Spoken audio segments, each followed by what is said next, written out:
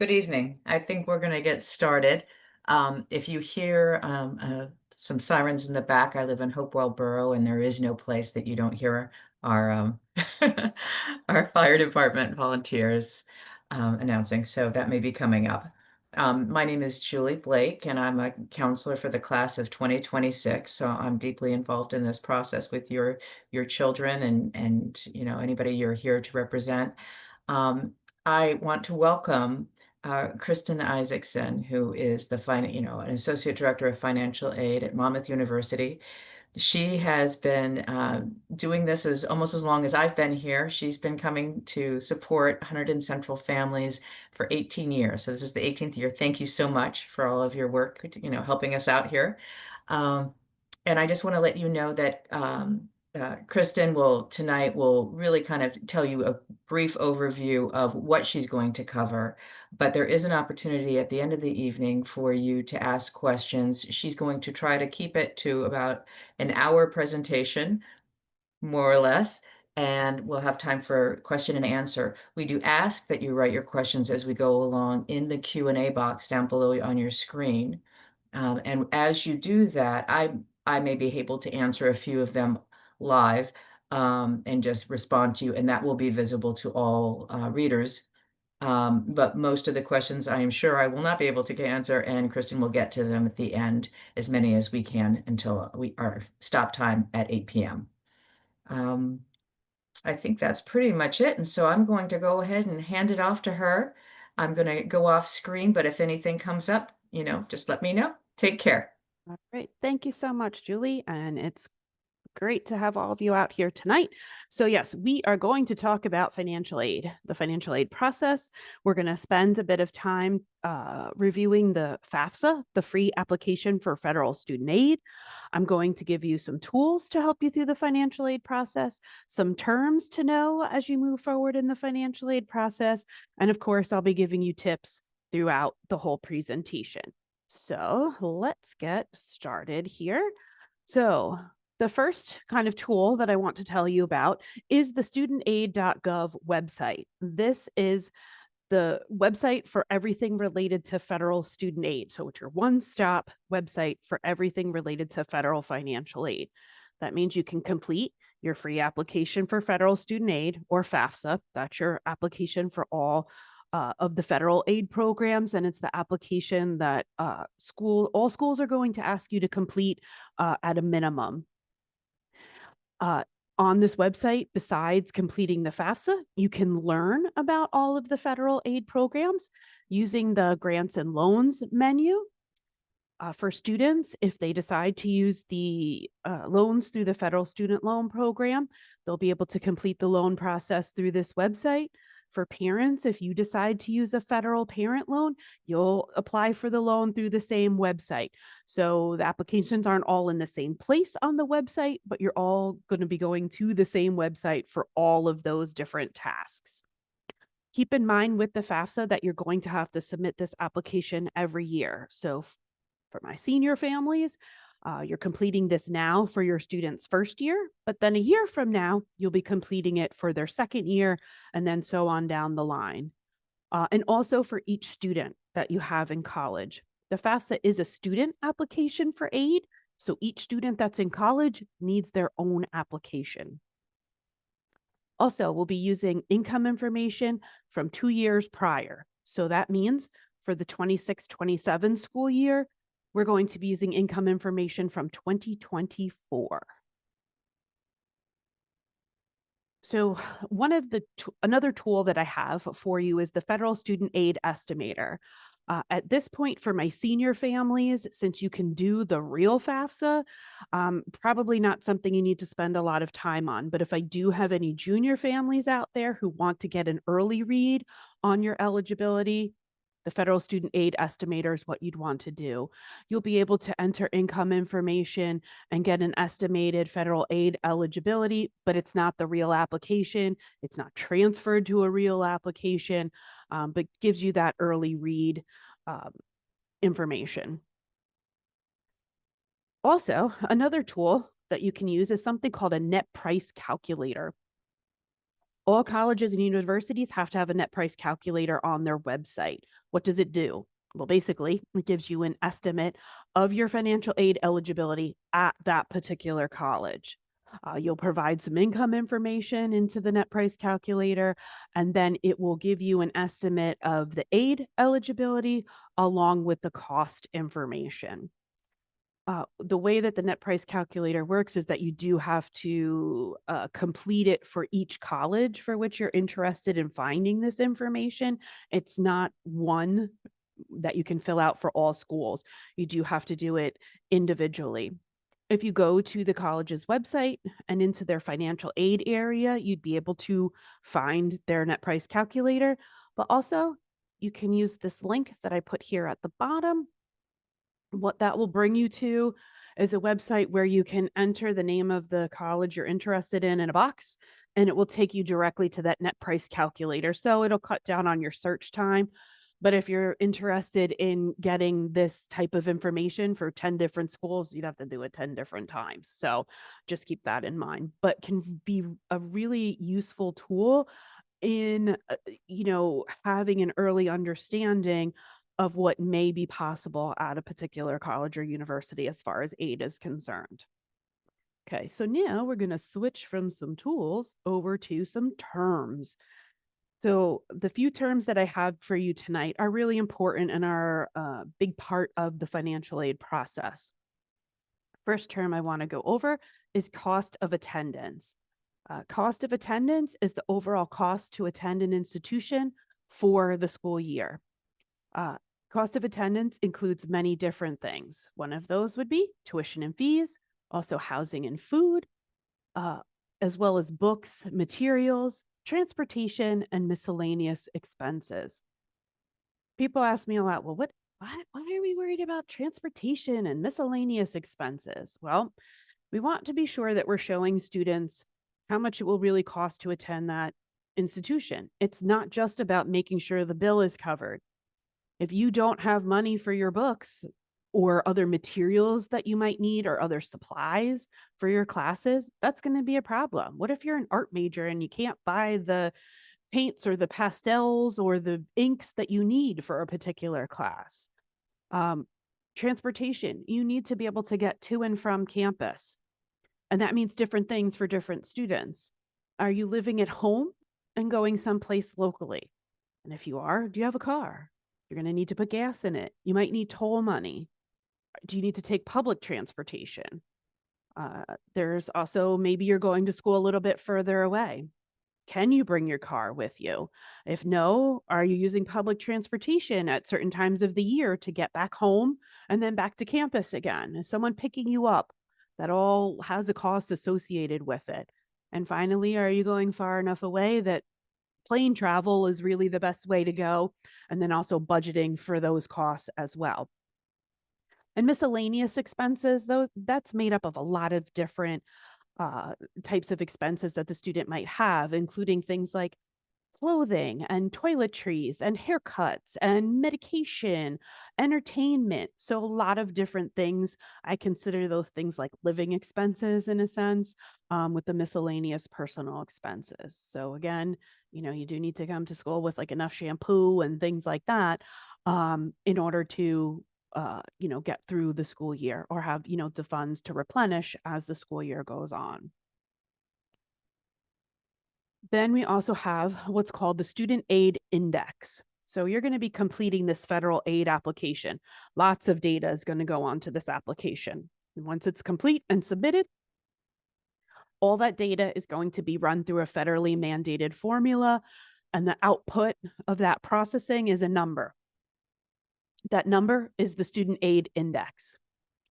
We at the schools use that student aid index to determine the student's eligibility for need-based or financially based financial aid.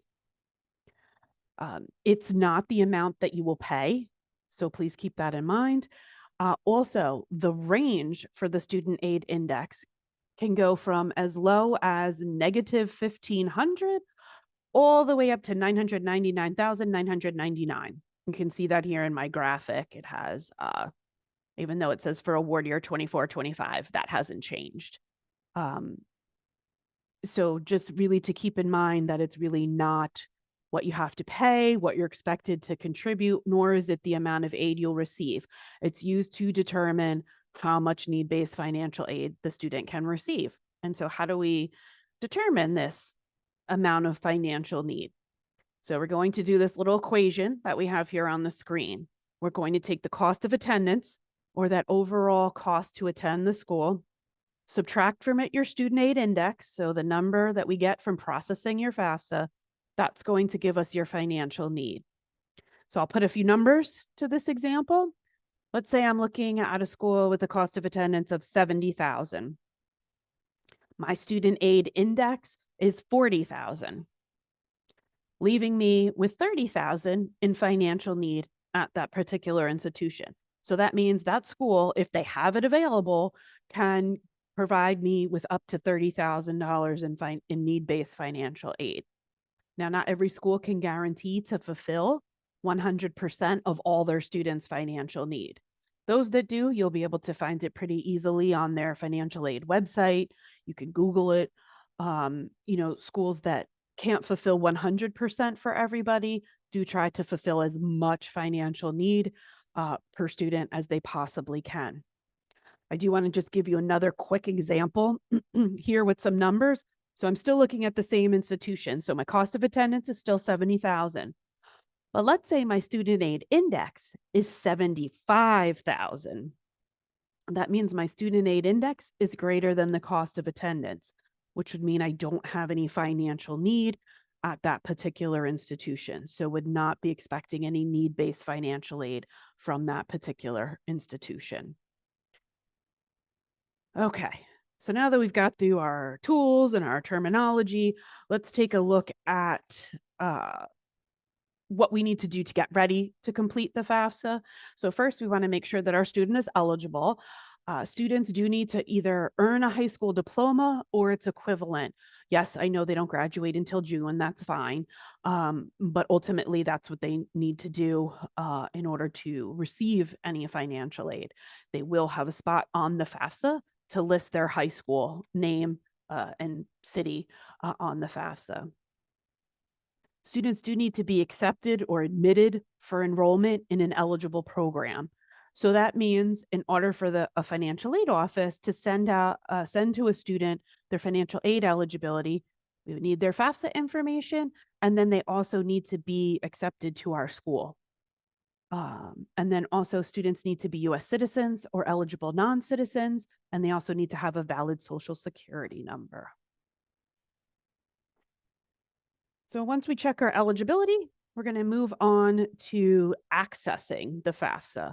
So in order to access the FAFSA application, sign off on the FAFSA, and then ultimately use any federal loans, both for students and parents, you're going to need what's called a studentaid.gov account, which is basically a username and password that you're setting up to access the studentaid.gov website where the FAFSA lives. In my third bullet on this slide, you'll see it says all contributors to the FAFSA need an account. What's a contributor? So a contributor is anyone that's providing their information on the FAFSA. So a student is a contributor, a parent is a contributor, a spouse is a contributor. Could be the student's spouse, because remember the FAFSA is pretty much for anyone, whether you're undergraduate, graduate, doctoral student, you're 17 or 77 years old. So it has to be able to collect all kinds of situations. So anyone whose information is going on the FAFSA needs an account. So that means student needs an account, and at least one parent will as well. I have some other slides to go into that a little bit more in depth as far as who, but just know that both student and a parent need an account. This also includes parents without a social security number. Obviously, we already stated that the student needs a valid social security number, but if a parent doesn't have a social security number, they can still set up an account. There'll be a box to check that they don't have a social security number, and it'll just take them through a different process for setting up the account. One new item with the studentaid.gov account, you can set up the account, and then move right into completing the FAFSA. There's no wait time in between. There used to be. It used to be a couple days that you would have to wait. So if you want to sit down and set up the studentaid.gov accounts and then go right into completing the FAFSA, you can. If you feel more comfortable setting up the accounts first and then doing the FAFSA at a later time, that's fine as well. Or like I say, if you're so excited when we get done tonight, you want to set up your studentaid.gov account and then complete the FAFSA over the weekend, that's fine. Want to give you some tips to help you with creating the studentaid.gov account. Make sure that you're entering name and social security number exactly as is shown on your social security card, because it is doing a check with social security to confirm accuracy. Also, when it asks for birth date, that should also match with what is on file for you with the Social Security Administration. Also, each person that sets up a studentaid.gov account needs their own email address and their own mobile phone number. So parents, when you complete your account, use your email address and your mobile phone number. Students, you'll use your own email address and mobile phone number. The system does know if you try to use the same thing twice. And why is this? Well, you can use the email or the mobile phone number in place of the username. So we can't have, it has to know who you are. So we can't have multiple people using the same username. And then also, you can use the email and mobile phone number as a way to retrieve your username or password if you forget it. And also, there's verification that goes on. So if you're trying to verify information, but the security code is going to someone else's phone, you need to get that from that person. So really, it's just easier if you're using your own information when setting up your own account. And also, we do recommend to keep a record of each contributor's account information. Make sure you have, page, a paper, whatever it may be, in a notebook. This is Johnny's account information. This is mom's account information, whatever, or dad's account information, whatever we need, because you also will have to set up security questions as well. So you want to have all that information somewhere safe, because again, it's not a one-time thing. You're going to need to continue to use this information each year that you want to complete a FAFSA. And then finally, for those parents who've already got a studentaid.gov account because you have an older child, you do not need another account. The studentaid.gov account is yours as a person, so you can use it for as many children. You could use it for yourself if you're going back to school. So it's the same account. You can just continue to use it. Just that now, if this is the second child going to school, they need their own account, but you as the parent don't need another account. All right, so we're ready to get started on completing our FAFSA. So when we go to studentaid.gov into the FAFSA menu, this is what we'll see. We have some choices here for 26-27, start a new form. That's really where everybody wants to start. But ultimately afterward, if you do need to go back, maybe you found a mistake, you need to fix it, you need to add some additional schools, you can go back in and edit an existing form. And then also we're going to talk about this accept an invitation. So you have some choices here on the main page to getting into the FAFSA. Then once you click on start a new form, oh, whoops, sorry, hold that thought for a moment. If you do need help while you're in the application, I did want to let you know, on the website itself, there is a whole lot of help information. You can access it through this link that I have here, or it's also under the FAFSA menu on studentaid.gov. When you're actually in the application, the FAFSA itself, you can go to the menu that's here in the upper, that'll be on the upper right of your screen, and then you'll have this find help. So you do have some options for help while you're in the application. And then once we start our new form, we need to log in. So again, just reiterating here, it's each year for each student that's in college. You'll use either the email, phone number, or username that you set up, and then the password to log in. Also, in mind that you can list up to 20 different colleges on the FAFSA application. What happens if your student is looking at more than 20 colleges when you go to complete the application? What would happen is you'll have a place to list 20. You'll have to wait for the form to be processed. When it's finished processing, you'll be able to go back in and edit. And what you'll have to do is overwrite some of the 20. However, but if you have 5 more, you're going to have to overwrite 5 of the initial 20 so that those schools also receive the information. Once we get logged in, then we're going to select who we are. Are we the student or are we the parent? We do recommend that the student starts the application. That is the way that the FAFSA is designed. So generally, it's a little bit smoother process when the student starts the application. Does not mean, parents, that you can't start it as well. But please note, parents, if you're starting the application, your student will still have to log in, and there will be steps that they'll have to take to finish off the application. All of you, all the contributors to the student's FAFSA will have to provide what's called consent. What are we consenting to? Well, we're consenting to have our tax data transferred from the IRS directly into the FAFSA. It's called a direct data exchange. Everyone who is a contributor has to consent, or the student will be ineligible for federal student aid. It doesn't matter whether or not the contributor files a tax return. So maybe a student didn't work or didn't earn enough money to file a tax return for 2024. That's fine. They still need to provide the consent, because when it goes out to the IRS to check the tax status, it'll return that there's no tax data, no tax return was filed. And so we need that information, similar to needing if there is a tax return. So just make sure that everyone provides consent. And then you'll be able to move on in the application.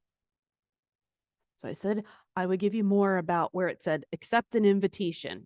So when students start the FAFSA, they'll be able to complete their portion of the application, but also part of that is inviting a parent or parents to complete the parent section of the application. What's new for this portion of the FAFSA is that all that's needed to invite the parent contributor is an email address for the parent. Previously, there was basically all the information that was needed to set up the studentaid.gov account for the parent that had to be entered. So like name and social security number and birth date. And then if it wasn't correct, then parents didn't receive the information. So this has hopefully, we hope that this is a much smoother process. So you would enter the parent email and then click send invite, and then an email will be sent to the parent. It should look a little bit like this. And it's going to let you know, it's going to have your student's name on it. Our sample student here, his name is Rhea. So, and then you'll have this button in the email to click accept application. And then you'll need this code as well. And then you'll enter that as the invitation code and then submit. And then you'll be able to complete the parent portion of the FAFSA. Also, if for some reason you don't have the email, but you do still have the code, when you're on this screen, you've logged in already as the parent. So you would click parent. And then if you have that code, you can just click enter code and continue. And then it'll hook you up with your student's portion of the FAFSA. One thing I failed to mention when I was discussing the consent part of the FAFSA, because this is very important. When you are providing the consent for the tax data to be transferred into the FAFSA, you will not see the tax data. It's basically just going to transfer over and electronically attach to the rest of the student's application.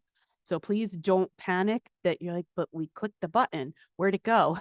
You just don't see those questions. So they're not there for you to have to answer. Basically, since we're pulling tax data from 2024, at this point, most people should have, those tax returns have been finished. They've been verified by the IRS. So the data would be, accurate that's being pulled into the FAFSA. But I do want to let you know that you will not see that in the application itself.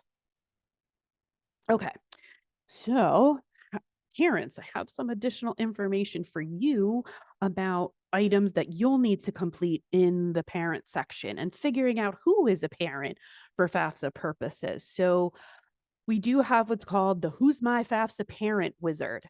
So this can help you with, is there one parent? Should there be two parents that are submitting information on the FAFSA? So this can be very helpful to you to use if you're not sure how it should be filled out. So I want to know that you have this additional support. I'm going to try to give you some additional information now, but know that you have this wizard that can help you as well. So for parents, you're going to be providing your current marital status on the FAFSA. So yes, income from 2024 is going to be included in the FAFSA. But when you complete the marital status question, it is as of the day you complete the FAFSA, because it actually says here, parent current marital status. So you've got some choices here. We've got single, never married, unmarried, and both legal parents living together, married but not separated, remarried, separated, divorced, widowed. So we have a lot of choices there. What I want to do is just give some help to those that are divorced and separated. So when we're looking at students who have parents that are divorced or separated, what we're looking for, because the FAFSA, once you select divorced or separated as the marital status, it's only going to look for one parent on the FAFSA. It's only going to provide space for one parent's information. So we're going to be looking for the parent who provided the greater portion of the student's total support, basically over the last 12 months. If you're not sure who provides the greater portion of the student's total support, you may need to take pen and paper, make an Excel spreadsheet to see, okay, what are we paying? Who's paying what? How much is it? What is the total?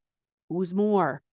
If you find doing that exercise that both of you are providing equal support to the student, then you're going to report the parent with the greater income and assets. So again, divorced or separated, first line of defense is the parent who provided the greater portion of the student's total support. If it's equal support, we're then looking for the parent with the greater income and assets on the FAFSA. Now, if the legal parent is divorced, but then married to someone else, then the marital status is remarried and the step parent's information is required on the FAFSA. Does not obligate the step parent to pay for the student's education, but that income does have to go in as a resource in that household. So just know that yes, step parents do have to go on the FAFSA if they are married to the parent that is going on the FAFSA. And then you will also be asked about family size.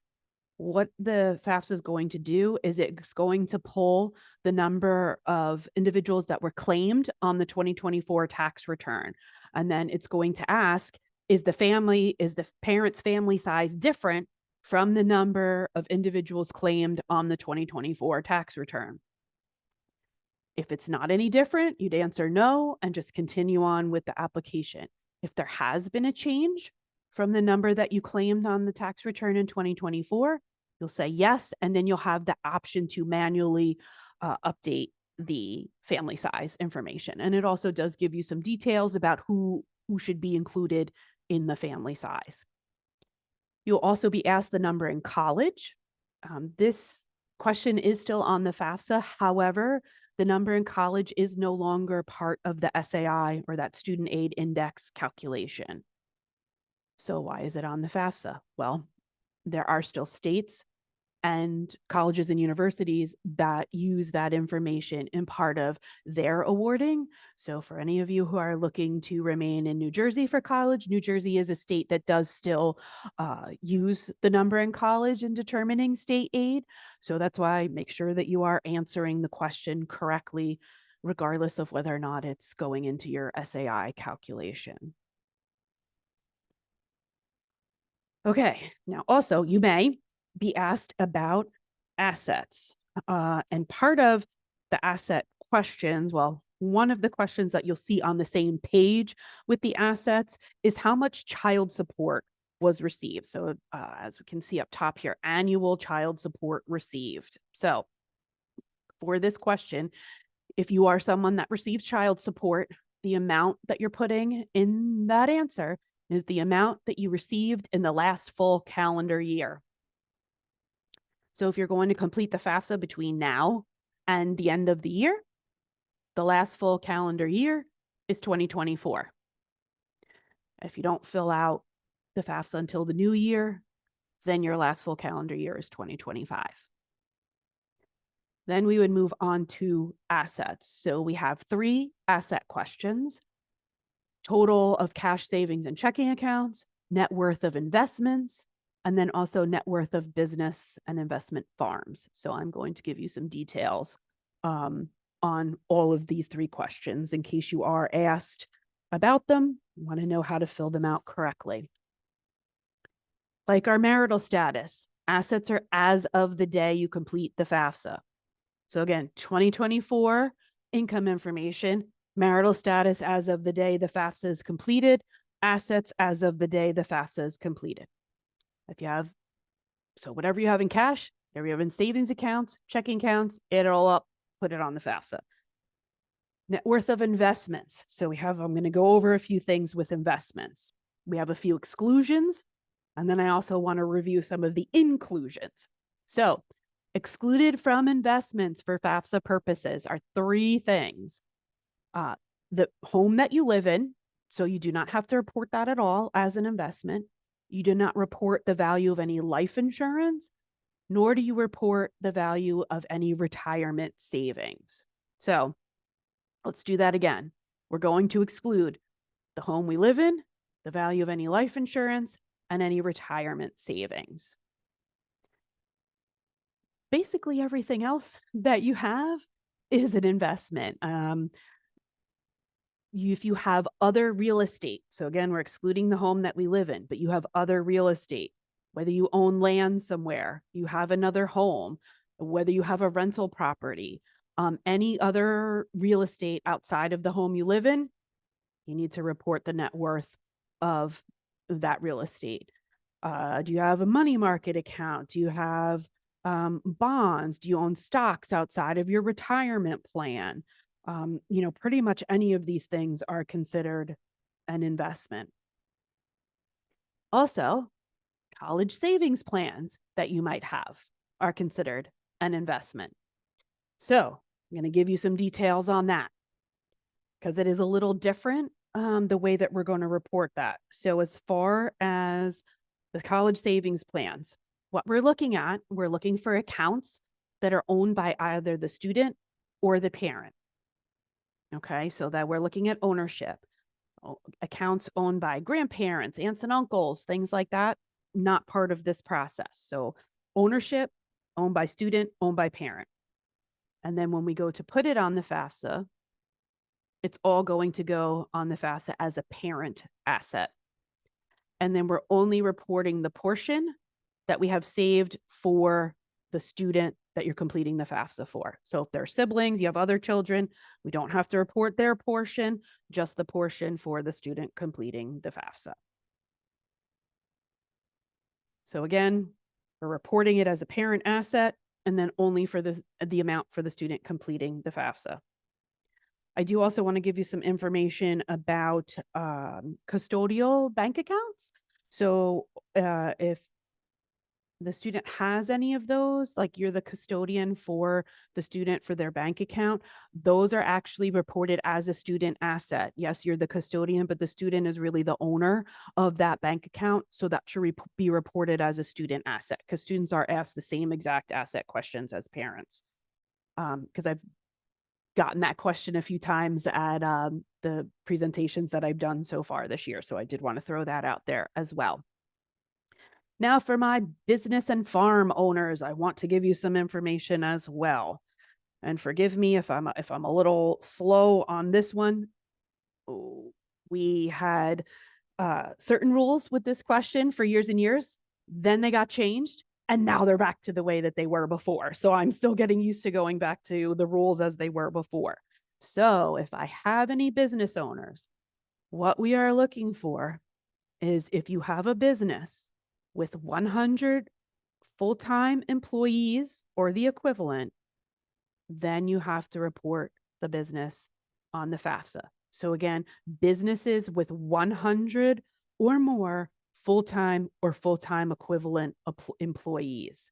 And then if you do have that many employees, also make sure that you are, besides the business net worth, that you're also including the fair market value of any real estate that's owned by the business. So what does that mean? So for my people that have small, very small businesses, you are your business. It's you and two other people. Guess what? You don't have to put the business on the FAFSA. Also want to let families know, in case I have anyone who has a family farm, if you live on the farm, you do not need to report the farm on the FAFSA. So that's excluded, the value of a family farm on which the family resides. Also, just in case, if I have anyone that owns a commercial fishing business, you do not have to report that either. So if it's a family owned commercial fishing business, we don't have to report that either. So hopefully that will make some small business owners happy that we don't have to report the businesses on the FAFSA. Okay. Oh, and then sorry, I forgot. This is a new graphic that I have. So this is just some reinforcement of information about the assets and the investments, what they do include, what they don't include. I do want to give you some other information about what it does include. So we've got like the real estate outside of the home you live in, rental property, vacation homes, like I said, money market funds, mutual funds, the custodial bank accounts, CDs, stocks, stock options, bonds, securities. And trust funds even. So again, I kind of said outside of those three exclusions, home, life insurance, and retirement accounts, pretty much everything else is reported. Okay, congratulations. We've gotten to the end of our FAFSA. We're going to sign and submit the application. Each contributor does need to sign off on their own portion of the application. And really the signing is clicking in the box and then hitting sign and submit. Once the application, the FAFSA is 100% complete, so that means both the student portion and the parent portion are complete, you will get the congratulations screen. If the student starts and finishes their portion, it'll let them know that they've finished their part, but they're not totally done. This is the totally done. So this is your confirmation that you completed the application, and then you can track and manage where it's at as far as processing is concerned, because it can take up to 3 to 5 business days for it to be processed. It could be sooner, but it could take that long. There are a lot of different checks that are going on in the background with different agencies, so it can take time for it to be processed and then returned back to the student and sent out to the different colleges and universities. So one thing I can tell you for sure, once you do hit the submit button or you've got this congratulations screen, schools, we do not receive it in real time like that. So I can tell you for sure that if you call us 5 minutes after you've hit that final sign and submit and you've got this congratulations screen, we will not have your FAFSA information. First of all, it does take time for the processing. And then also we don't receive them on an individual basis. So just know that when you receive the FAFSA submission summary, that's about the same time that the schools that you listed on the FAFSA should have access to it. The FAFSA submission summary lets you know your FAFSA is processed, It will allow you to review all the answers that you put on your FAFSA. So we do recommend just double checking that, because if you do find a mistake, you could just make the corrections right away and get that submitted very quickly. You'll also be provided with estimated federal aid eligibility. Ultimately, you're going to receive the official award notification from the individual schools, but this will give you some estimated federal eligibility. It's also going to give you your student aid index, will be here on the FAFSA submission summary. So important to know what this is, and when you receive it, what it means, and basically that your FAFSA is complete. I do want to give you a few recommendations as you're completing the FAFSA itself and just in the financial aid process in general. When you go to complete the FAFSA, we do recommend trying to complete it on a laptop or desktop computer. That does not mean you can't do it on a phone. You certainly can, but we do find that sometimes it's a little bit of a better experience when you have a bigger screen. More things are on the screen. You don't have to scroll as much. Things might not be hidden in menus. So it does make it a little bit easier if you can do it on a computer with a little bit bigger screen. If the application's getting glitchy or you're getting stuck like maybe in a circle, you keep answering something and then trying to submit it and it keeps going back to the same thing, you might need to change your browser. Safari a lot of times can be very doesn't always play nice with the FAFSA. So we do recommend trying either Chrome or Firefox when you're trying to complete the FAFSA. When in doubt, turn it off and turn it on, and clear your cache. Those are some suggestions that we have as far as technical difficulties. We're so very close to the opening of the FAFSA. It became available just a few days before October 1st. So we don't have too much experience yet with, it's not a critical mass of people that have completed it and have, talked to us. So hopefully some of these problems won't happen, but just so you know, in case you do find yourself in this situation.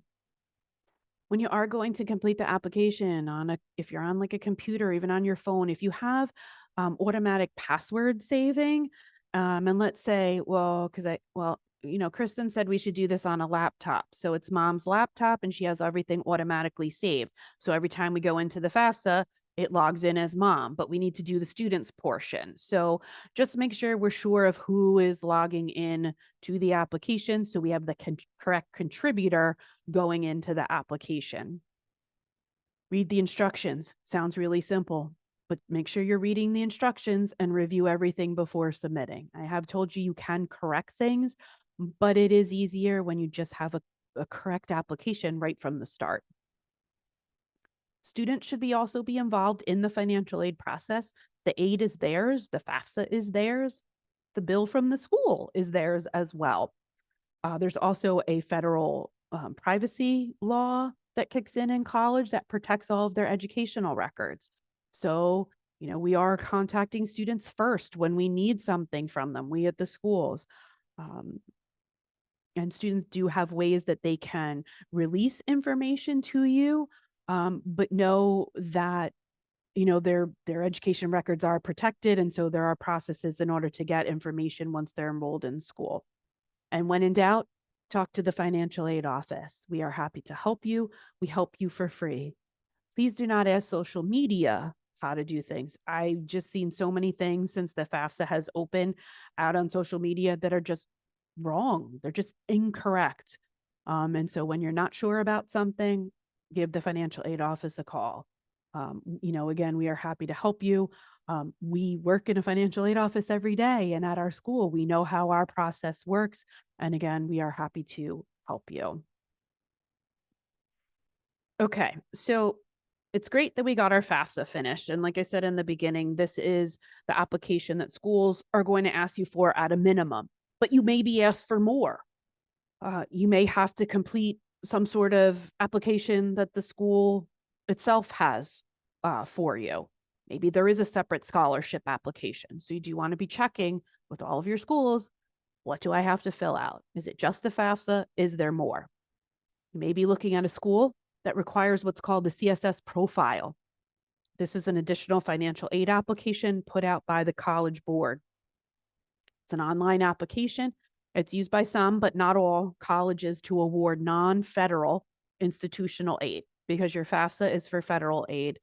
But the schools that use it usually have a significant amount of institutional aid and they want to know more information about you before giving out those institutional dollars. It is usually completed during the senior year, starting October 1st, and check with your schools that require this application for their deadline. Fee waivers are available. They're based on income, but just know to check for that to see if you qualify, because unlike the FAFSA, the CSS profile does charge money. There is a cost to completing it and to sending it out to schools. The FAFSA is free. It's the free application for federal student aid. And like I said, the CSS profile does provide the school with more information than the FAFSA.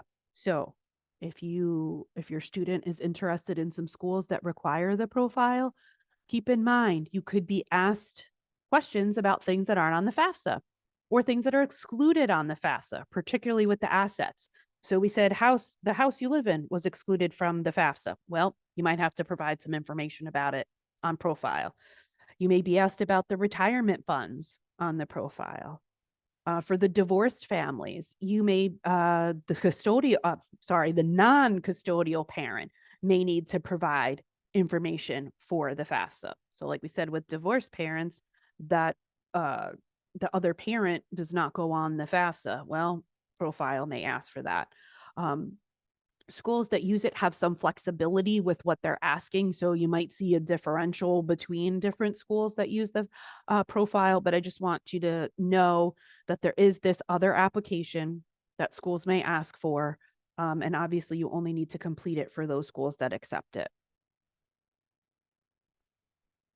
So we've got all our applications completed.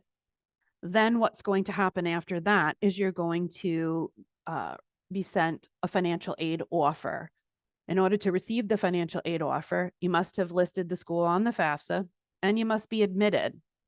So we said we could put 20 different schools on our FAFSA. So let's say you did. You filled it up with 20. Congratulations, you've been admitted to all 20. Then you should expect 20 different financial aid offers, one from each of those institutions that you put on the FAFSA.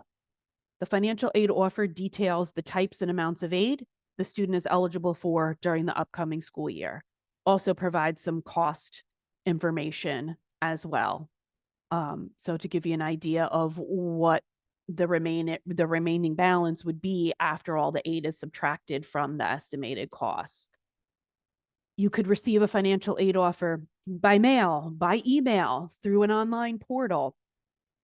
The delivery may be different, but basically all schools are trying to provide you with that aid eligibility for the upcoming school year.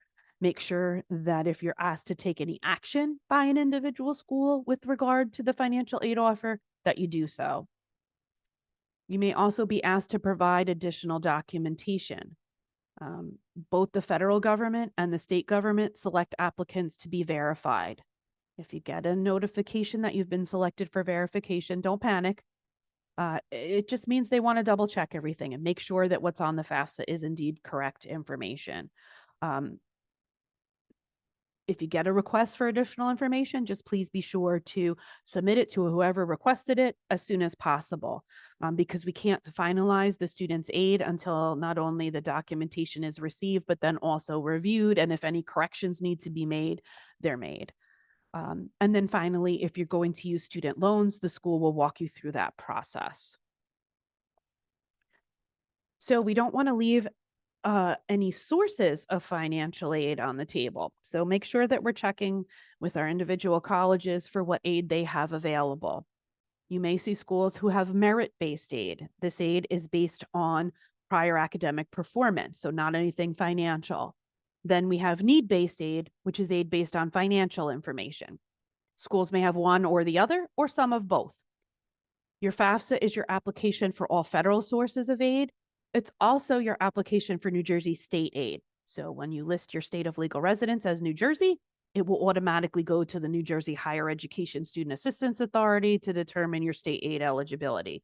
You do need to be a New Jersey resident that remains in New Jersey to receive state aid. You have some other sources, athletic scholarships. We have outside scholarships. I'll talk a little bit more about those in a moment. Also, veterans benefits. If there's any veterans in the audience, you may be able to transfer your education benefits to your dependent.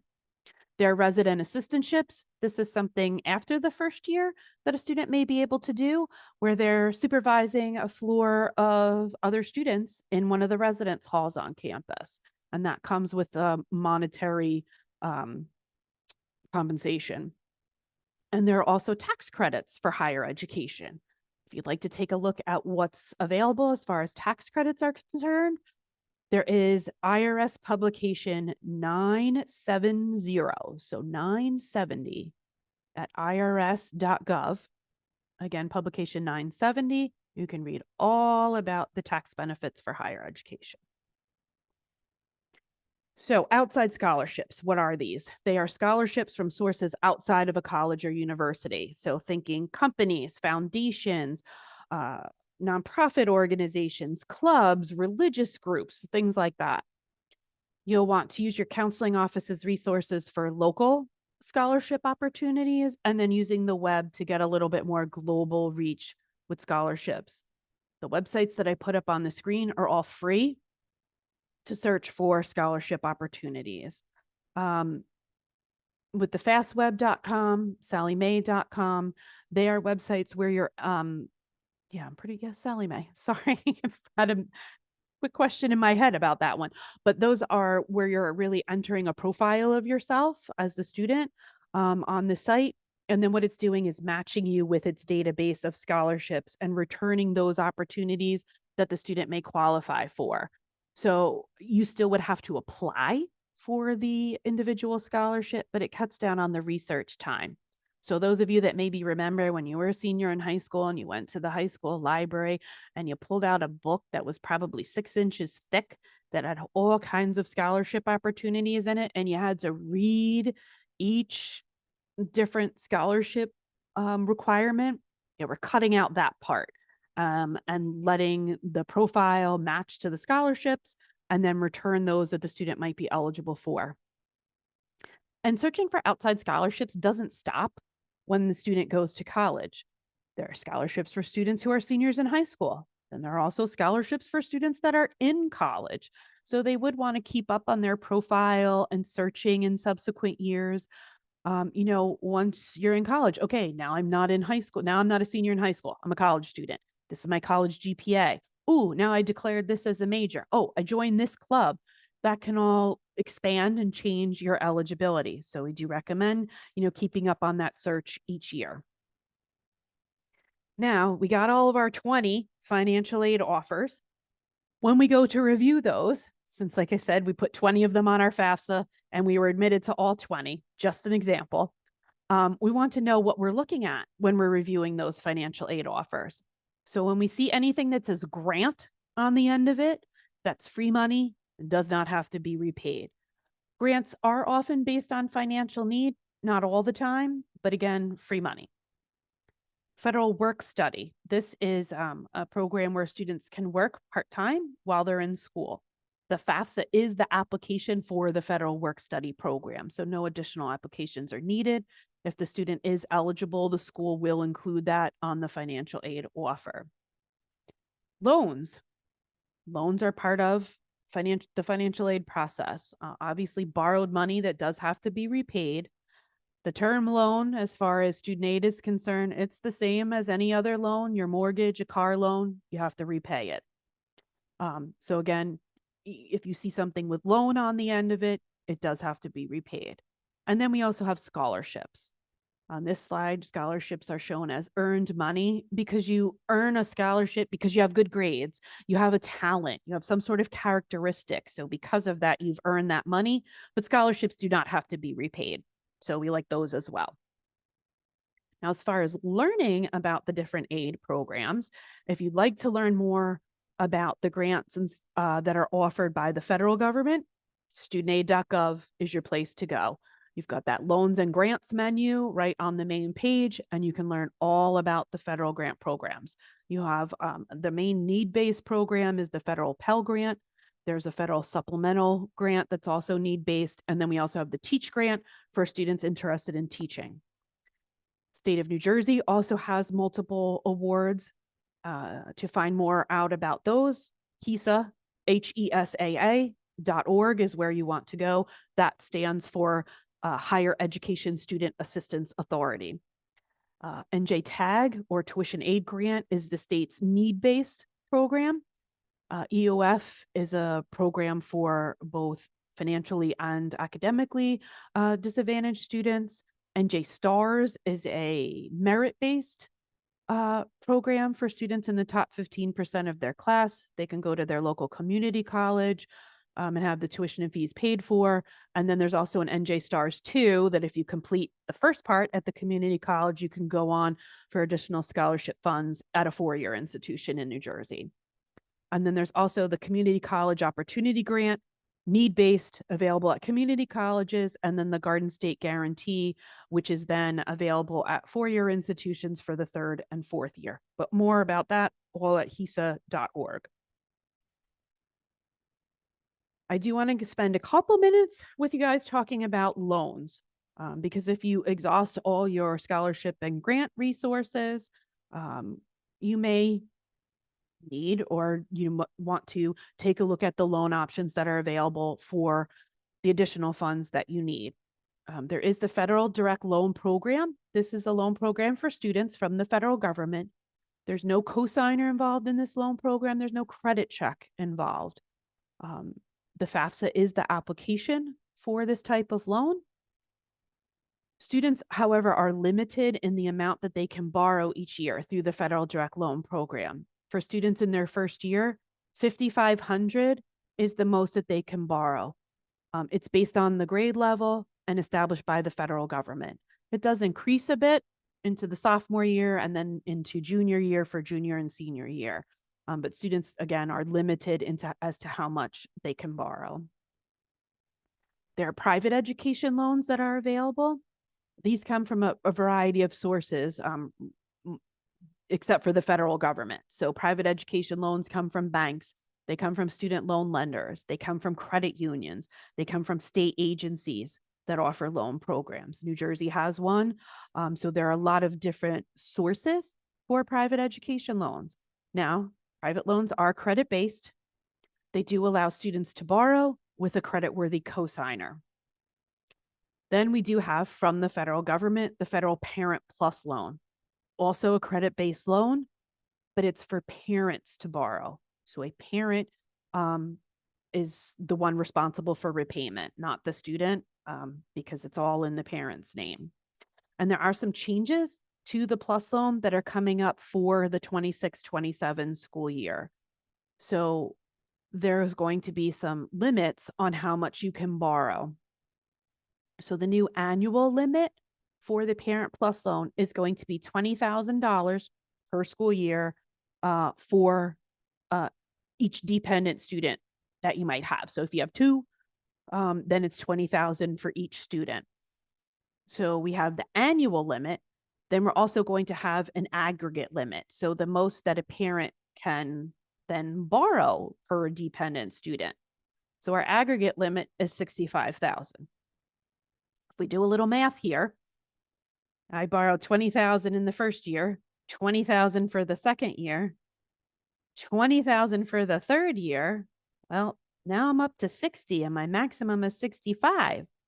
I only have 5 left for the senior year.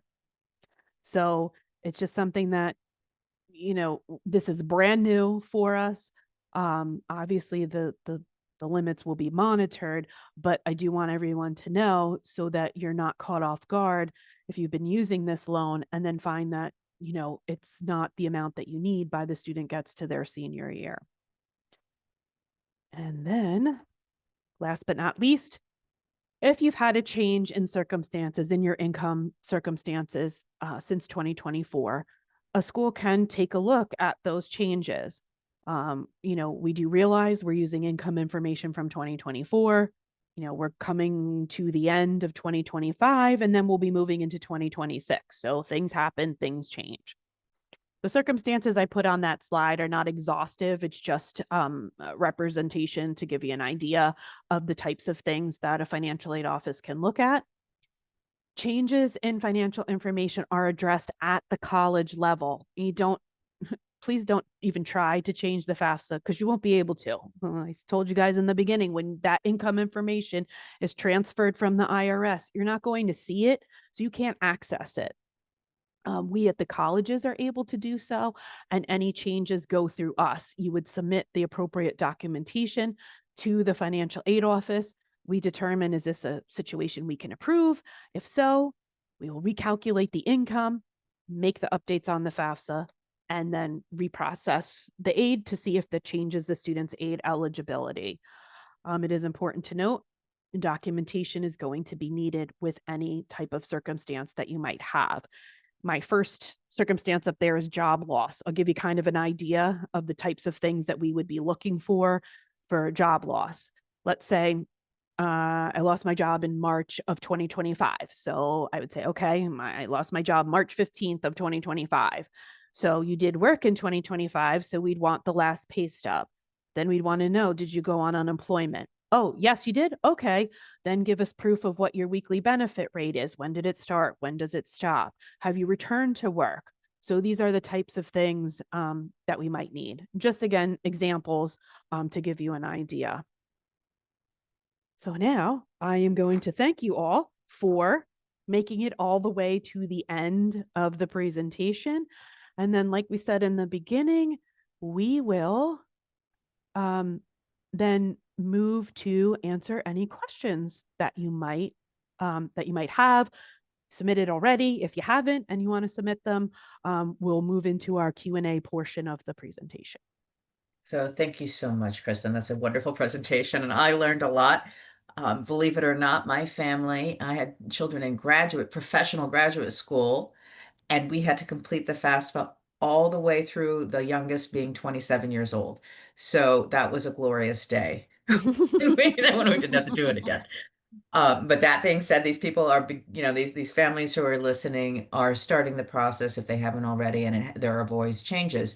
So they've asked some wonderful questions. I am going to Okay. review a couple that I answered online because you may be able to expand on it as well. Okay. One of the first questions that was asked that I don't believe you answered live, but you may have. What if your child has a 529 account set up by a grandparent? Does the grandparent count as a contributor? So no, grandparents are not contributors for FAFSAs unless they've adopted the student. And so if the grandparent is the owner of the 529 plan, it doesn't go, there's no place for it on the FAFSA itself. So Um, that's not recorded. Wonderful. Then a couple of these questions are the similar, which is you did answer at the end, which was, what if you see your assets increase or decrease significantly before the end of 2025? Do you have to redo or re-edit your FAFSA? What if your income status has changed dramatically since the 2024 tax return? And I think you answered beautifully, how you document it if it goes down. Do you need to document it if it goes goes up? up. Okay. So a couple things there too. So I do want to tell you, so with the assets, and so if there's a change in like maybe an investment net worth or how much you have in the bank, no, we're not going back and forth every week and changing information. No, it's the FAFSA really is a snapshot. So, that's going to remain as of the day you complete the FAFSA. And certainly, no, any increases, whether it's to the assets or to your income, that will ultimately catch up with the student in a later year. If it's a change, if it's an increase in income, well, then when we get to that year being the year for income on the FAFSA, that's when that will catch up. So no, we don't want to be adding that in anytime sooner. If, as far as the assets are concerned, if there's a decrease, that too would have to go through that change in circumstance process. You can't just, if you change that, schools, we get these updated FAFSA transactions. And so and we look at them to see what did you change. And so that can trigger us to ask for, why did you change this? What is the documentation? Uh, yes, I think I think that was all that I wanted think you to answered it beautifully. Is that, if you're just, if it goes down, they want to help. If it Yes. goes up, good for you. Yeah, well, It eventually will catch up, but not that year. yes. I did want to mention to everyone here before we go to the next question that our local scholarships, the scholarships that come through us, and it's generous donors for many different reasons, have wonderful opportunities for your children to apply. And that comes out in February through an email through Mrs. Nectarline, Jen Nectarline. And so looking in February, that doesn't mean that, your children can't be looking at FastWeb and scholarships.com now, all of those websites. But, obviously the biggest amount of financial aid or merit aid will come from the institution itself. And then there goes I don't know if you all can hear the siren. Somebody's getting help. Um, but the our local scholarships, which are very, lots of opportunity for money, is coming out in February. So the next question is, how do you determine the value of a vacation home? Suppose it was purchased 10 years ago. What is the acceptable way to arrive at its current value? So on the FAFSA, what you're trying to get at is the net worth. So that's going to be the value minus any debt that's on the FAFSA. So, I mean, you can use your tax assessment, but you may have to find out if the tax assessment is like in New Jersey with tax assessments. There's also then a place that you have to go to, the table of equalized values, to find out what the town assesses at. And then, there's some math involved with that. I mean, we are lucky that we do have the internet. You could go to things like Zillow or realtor.com or whatever to find out, um, have an idea then of what that home is worth. When homes are sold, it's public information how much it was sold for. If you need to, you can go look at the comps in the area to find out, okay, okay, I have a 3-bedroom house, they have a 3-bedroom house without a pool, whatever it is, and what did it sell for, to give you an idea of the value. And then if you have any debt on it, mortgage, whatever it may be, then you'll want to subtract out um, the mortgage amount on that to get your net worth of the property. Thank you. Um, there is a couple questions about 529s, and I'm going to try to kind of combine them all together, Sure. which is, does a 529 count as a student asset? And I think you answered that question, kind of who owns that 529 and who's reporting it, but we'll let you go there. With the 529, did you say that goes on the student's application or the parent's application? And then lastly, I think those two questions, then I have a separate question. Okay. So yeah, so whether the 529 plan is owned again by the student or by the parent.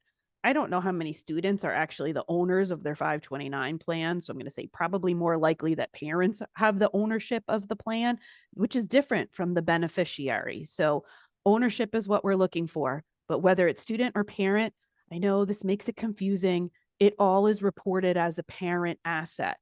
Any other asset that the student has is going to be reported in the student portion of the FAFSA. They make this one exception for the 529 plans, that whether it's student ownership or parent ownership, we're putting it all on the parent side of the FAFSA. Great. And then I have a question that is really a good one, because there are two questions that are similar. The Okay. first question is, what if my name is on a family member's checking account? Does that need to be disclosed? And, we all can think of situations where, we have an aging parent and we have a Mm-hmm. shared account to make sure that, we're helping along. And the corollary to that is another question: how was the FAFSA impacted if a parent is listed on a joint account with the grandparents or grandparents' money? Does it need to be included in the FAFSA application? This seems to be another question. This is like one of the, I think this might come down as the question of the year, because I've had this question so far a couple times so far this year. So if you are on an account that you have control over it, whether, yes, I know you think of it, oh, yes, it's my parents' money, I don't touch it, that kind of thing. But could you go to the ATM and take out money? Could you go to the bank and take out that money? Then, yes, it does need to go on the FAFSA. But what I would say is that if it's a joint account, so if two of you are on it, Then I would say you would split it 50-50. So 50% to the grandparent and 50% to you as the parent on the FAFSA. It's similar to even for property because I get people who are like, well, uh, my siblings and I, we all own, we inherited our parents' house. Okay, so then the way that that works is that, again, we still need to find the net worth of the property, but then we're going to also then whatever we get as the net worth of the total property, we're going to divide that into the portions. So just to make it easier, so let's say you have three siblings, so we've got four of you all together, so each of you have 25%. So once we get our net worth of the property, then you're just going to take 25% of that as yours to go on the FAFSA. So yes, we do need to be reporting this information. Your name is on the account. So that's how that would work. Wonderful. Thank you so much. So I'm going to go back to some of the questions that I answered very quickly, Sure. because I think you can, kind of give a more fulsome answer. One of the question is the FAFSA a requirement to apply to college, even if you're not expecting aid? And, I gave a couple of reasons why you might. There's nothing to go back to if there's a change in circumstances if you haven't completed it. So if there's a job loss or an injury of some sort and your means have changed, if you have not completed a FAFSA, you're still out of luck for that year. So it's always good as self-protection. And then, obviously some merit aid, while it may not be dependent on the results of the FAFSA, they do ask for the FAFSA. Is there anything else that we can add that a reason why a parent, besides the fact that in New Jersey that is part of a graduation requirement, they can obviously waive, but that's something else to think about. So yes, I mean, we're about, you know what? Assume nothing, apply for everything. Um, Even if you've never been through this process and you're already selecting yourself out, you could leave, you could, and you may not. Again, we don't know, but you don't want to leave aid on the table because you didn't try. It's with anything. It's even with the lottery. If you don't buy a ticket, you're definitely not winning. So, we do recommend that everybody, at least for that first year, apply for everything that you can. Then what I say is, we still have got a lot of open-ended questions here. We don't know yet necessarily where your student's going to attend. Yes, we have a first choice and maybe they've already been admitted to it, but we still have a long way to go till next September, or late August, whenever they start school. Um, the costs can vary from these schools to school. So I'd say, complete the FAFSA. We see where they land. We see what aid were you offered? What aid did you accept from the institution that they're attending? And then once we've got that all worked out, then you talk to the financial aid office and say, okay, based on how the aid we accepted this year for Susie's first year, do I need to complete the FAFSA or what other applications do I need to complete for the second year? So that's what I would say, recommend. And if the school says, you know what, nope, all your aid is merit based, you don't need to do the FAFSA, then you could stop doing it in subsequent years. But I hate to see people already say, well, I'm not getting anything, so I'm just not going to do it. You don't know, from one school to another. And it could be maybe at one school that your student's looking at, maybe you're not qualifying for anything, but maybe at another school, maybe you do. So That actually happened to me or my child. My oldest son got aid at one college, and it was because we completed the FAFSA, and maybe not at others, depending, but it made a difference. Um, so thank you for that. sure. The other question is your slideshow. I know we record this Yes. presentation, and so the slideshow is available through the presentation. Do you share or have we posted in the past the slideshow? It has been. I did send it last week, Mhm. but I don't know if that made its way to you. So I Okay. can resend it Fantastic. directly to So you. that will go through Jen Nectarline. So hopefully, she'll make a determination whether we want to, submit it, post it as a slideshow unto itself, or just, alongside this presentation. So thank you for making it available, and hopefully have an opportunity to do that. Additionally, there was a question at the very end that let me make sure I didn't miss any of these. It says with two kids, can the Hmm. same parent email address can you use the same parent email address for the invitation, or do we have to use two email addresses? And I made an assumption when I answered that, and I want to make sure I heard it, Sure. so So, go. yeah, it's really pretty liberal with the Mhm. email addresses. So no, it doesn't have to be the same one. It just really needs to be a valid email address where that parent can get, and receive Mhm. the email to go in and complete the portion. It doesn't even have to be the same email that the parent used to set up the studentaid.gov account. Basically, someplace that the parent can receive it. Perfect. Thank you so much. And then we have one last question here, unless I get another one. Okay. Could you repeat again what the definition of a retirement plan is? Oh, retirement accounts? Sure. Give me a moment.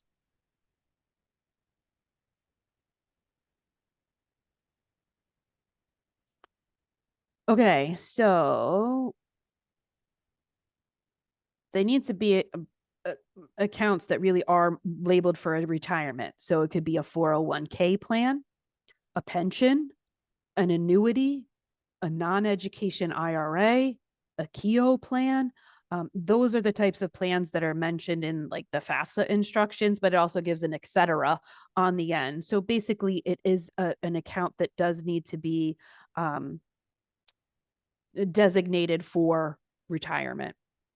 Okay. So, not just a regular savings account. No, I mean, because I have spoken with people that may have like a significant amount in a savings account, and they're like, well, that's my retirement account. Yes, but it's in a savings account. It's not in an actual retirement account. So, um, then it has to be reported differently. So, I hope that gives the person enough. And it's the amount that's saved in that account for those parents who may already be retired and are taking distributions from the retirement plan. Or maybe even if you're not retired, but you took a distribution, that is going to be, that will be pulled in that IRS transfer and will come up because it'll be part of your adjusted gross income when you're actually collecting money out of the account versus the amount that's saved in the account. Great. Thank you. I think we've covered all the questions. Okay. And so I just really want to thank you. And hopefully you'll have a wonderful evening. And to all of our visitors, thank you so much for listening. And this recording will be available sometime in the near future on our website. So if you'd like to see or review anything again, it will be available to you. Thank you. Have a good night, everybody. Thank you.